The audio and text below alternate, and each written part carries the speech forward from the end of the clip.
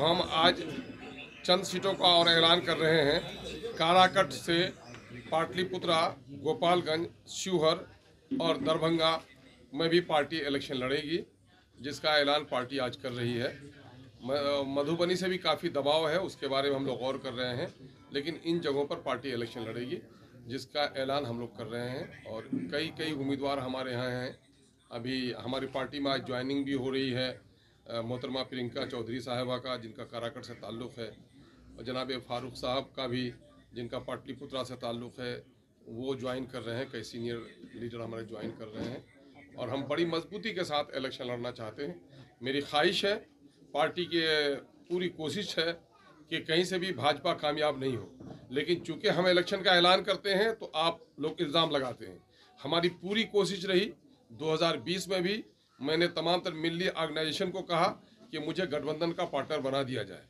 इस मरते हुए जब इंडिया का गठबंधन बना तो हम लोगों ने कोशिश की, तमाम तर नेताओं से बात की, प्रेस के माध्यम से भी उन लोगों से आग्रह किया कि साहब, हम नहीं चाहते हैं कि सेकुलर वोटों का बिखराव हो, हमें भी अपना पार्टनर आप बनाइए। लेकिन ये लोग सिर्फ बीजेपी का खौफ दिखाकर माइनॉरिटी की क़यादत को, माइनॉरिटी की लीडरशिप को कहीं उभरने नहीं देना चाहते। हालांकि MIM अपने टिकट के बंटवारे में पिछले दिनों में भी हमने इलेक्शन लड़ा था, तो ऐसा कुछ भी नहीं था कि हमने नॉन माइनॉरिटी को वोट नहीं दिया, ये टिकट नहीं दिया।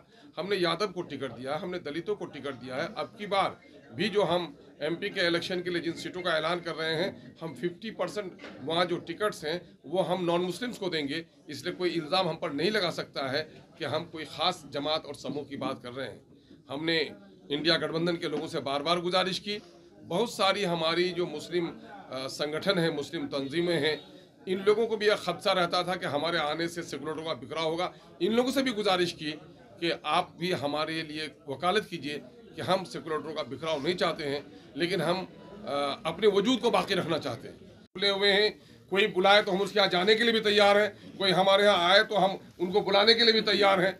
और भी कई संगठनों से हमारी बात चल रही है। हम लोग चाहते हैं कि बिहार की जो शोषित पीड़ित जनता है उसको न्याय मिले, एक अच्छी सरकार बने, और उस सरकार के बनाने की कड़ी कहीं न कहीं दिल्ली से भी जुड़ी हुई है। दिल्ली में भी बिहार का प्रतिनिधित्व सही तौर पर हो, क्योंकि बिहार को हक नहीं मिल रहा है। नीतीश कुमार जी ने कहा डबल इंजन की सरकार होगी, बिहार को हक दिलाएंगे। दामन फैलाकर वो पटना यूनिवर्सिटी को भी सेंट्रल यूनिवर्सिटी नहीं बना सके, न कोई विशेष पैकेज ले सके। इसलिए ईमानदाराना कोशिश होनी चाहिए। जो ईमानदाराना कोशिश करने के लिए जो भी पार्टियां आएंगी, हम उनके साथ चलने के लिए तैयार हैं। उनका लाइक माइंडेड पार्टियों से मेरा कल भी इनकार नहीं था, आज भी मुझे इनकार नहीं है।